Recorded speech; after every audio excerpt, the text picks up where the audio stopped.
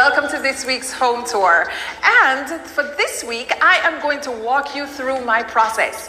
You know, we do these apartments on the daily, right? And so there's a process, and it's a well-considered and thought-out plan. So I'm going to pull back the curtain. I'm going to demystify what I do in order to make my apartments come to life. So you saw me walk in, so I'm going to go back. So I walk in, right? The first thing that I do, I always turn to my left. Just like in supermarkets, there's a thing where whenever you go to the supermarket, you turn to your right. In our apartments, I turn to my left first. So first thing that I see is the breaker box, right? I look into my breaker box to see what's in there. I look to see if there's any space left, because chances are when I put in my AC units, I am going to have to put in a 20 amp breaker double pole, right? Then I walk through, I pay attention to all of my electrical outlets, where they're placed. I see there's one there, there's 3 on this wall. Then I look into my kitchen. I look into my kitchen and I say, okay, the triangle is there. You know, there's this kitchen triangle, right? Where you have the sink, then you have the stove, and then the refrigerator. That's the kitchen triangle, the Renaissance triangle it is called, and it is the best for a most wonderful and functioning kitchen. So I walk in and I'm like, okay, so we're going to have the refrigerator here. I am looking at my electrical points. I see 3 of them here, which are good. I don't necessarily need to have a GFI on this side of the kitchen because my water is over here.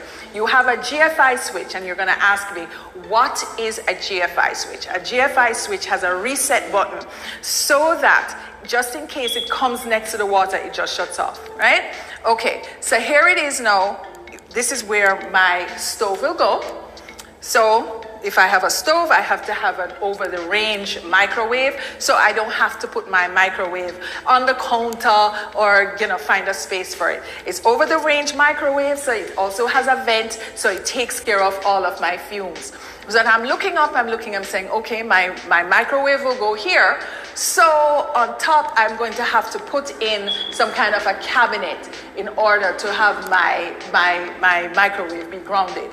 All right, so this is my kitchen. I'm looking at the handles. I'm looking at their black mixed with the chrome of my faucet, and I'm thinking, okay, this is fine. Of course, there's always doors. I have to go through doors to see exactly what's next. Okay, so in here would be the laundry closet. And looking at the space, I'm going to put a stackable unit in here, stackable washer dryer, with the stack kit, and then a laundry tub. And I'm also looking at the fact that there are 220 hookups in here and a ceiling light fixture.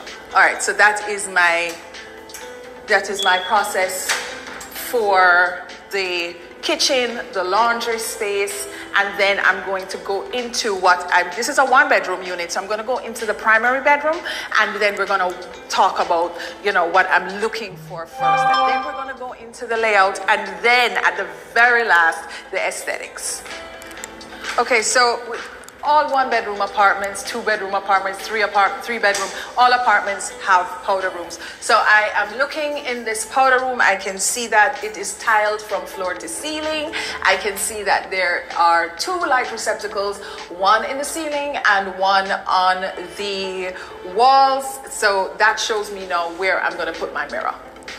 Okay, so now I am in the primary bedroom, and I had a king-size bed placed in here before, and it fits quite nicely. If it is that you're in a 1-bedroom space and your king-sized bed cannot fit nicely in the space, then please downsize to a queen.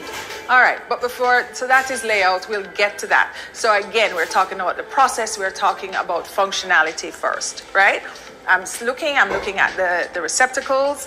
I am looking and I'm seeing, okay, our TV will have to be placed right in front of the bed, and because we have our outlets right there, which is great, along with the cable.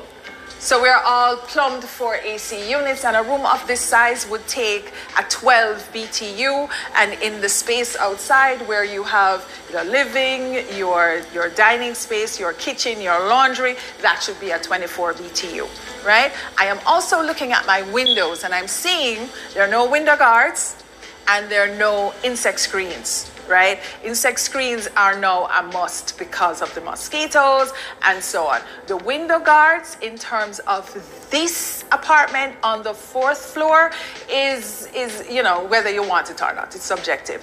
Another thing in my process is, let me just tell you guys something. It is 103 degrees in Jamaica today.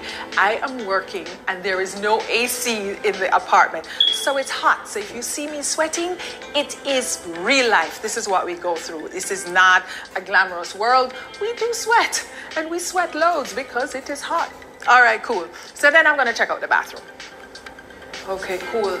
So I'm seeing that there is going to be a fixed shower screen here because, you know, we no longer do shower curtains. So there's going to be a fixed shower screen, a panel, glass, tempered glass. I'm looking at my external shower body. I am also looking at my my light receptacle, which is on the wall, a wall sconce, so that will give me the direct placement now for my mirror, which is here, and there should be, oh, there it is, a light receptacle on the ceiling. There's also a trap door up there for any wires or anything that I may need once I start to do my installations. All right, so that is it now with my general overview and assessment of the space. Then I am now going to go into functionality. All right, so now we get to functionality. Functionality is how the space functions. Who is going to use the space? Is there a couple? Is there children? Is there a pet? Yes? How is the space going to be rented, or is it owned? You understand? So therefore, if it is a space that is going to be rented by an expat, a diplomat, and so on, then there are specific requirements. If it's a space for a couple, then there are specific requirements. If this is a space that will have a baby, then of course there is a specific requirement. All right, so the next thing I'm going to do is consider the layout. At that point, what I do is use my handy phone here, because my phone is my office. So I use my phone to put all of my pictures, my notes, and also I have an app that I can use to take my measurements. Measurements are key in every space that you get into. This is the process. If it's anything that you're going to learn today, process, measurements. Measurements, process. Almost synonymous. All right, so here's what we're going to do. The first thing I'm looking at now, when it comes to my layout, I'm like, okay, I have a countertop which has a lip, so therefore I know I can put some stools under here. I'm looking in this space here, and I'm thinking, okay, this now is going to be my living room space. So this space is extremely tight. It's a little long, but it's narrower, right? So I know that I have to put my zones in now. I have to have a zone for living, I have to have a zone for eating, and I have to have a zone for entertaining, which is here, and also another zone for home office. Home office space is now paramount. You have to have home office space post-COVID. Yes? So there are things that are already predetermined for me, and it is here. Like, this is where my TV will be, right? So if my TV is here, then okay, I'm going to have to put my sofa and my chairs here. All right. Then I think I mentioned before, my stools here. So you see the space is coming alive. It's setting up. So that's layout. I'm saying, okay, over here now should be eating. So I will probably put my four-seater, my dining set here, and then I have a wonderful space right here next to my breaker box for the home office. Yes, yes, yes. So the next thing I'm going to do now is just bring out the phone, take some pictures, take my measurements, so therefore I have the correct sized furniture for the space. Remember, when you have a space that is small, you can't put house furniture in here. You have to put apartment-sized furnishings so that you maximize the space. So now we're on to the fun part. This is where dreams are made, honey. This is the aesthetics of the apartment. So say for instance, yeah, this apartment is for a couple. We would do it one way. Or if it is for a mother with a baby, we'll do it another way with safety in mind. That is for with a baby, right? Okay, so let's go with option A first. It is for, say, for a couple, right? And a couple would be a hetero couple. So it's a woman and a guy, a dude. All right, so therefore, you know, he's going to want to watch TV, right? So chances are he doesn't want a 43-inch TV in the living room space because he's going to want to watch the game. He's going to want to watch, you know, what he does on Sunday and drink beer and so on. So we're going to go with like a 55-inch TV in this particular space, right? Our view watching, our TV watching is also important. So, all right, the only place for a sofa to go would be maybe right here, okay? So we can turn and watch the TV on that wall, uninterrupted views. Cool? All right, so we know now whether it is even for the single mom with the baby or the couple, this layout is kind of finite. So we're going to put it here. So all we need to think about now, whether, you know, it's for a couple or for our single mom with the baby, is what kind of colors we're going to use, what fabrics we're going to use, what textures we're going to get into, and what finishes. What you always have to do is to make sure you get permission. Remember, it's not your house. It's as a decorator, as a designer, and so on. All our job is to put our clients' ideas into a workable plan and then stretch it there. Like, okay, they can take it here, but you are going to stretch it out to there. Understand? So therefore, that's where the aesthetics come in. And you have to, you know, in order for a great space to come alive, there is a mix. You're going to have to put in a little bit of glass. You're going to put in a little bit of leather, some texture, right? Fabric, wood, and metal.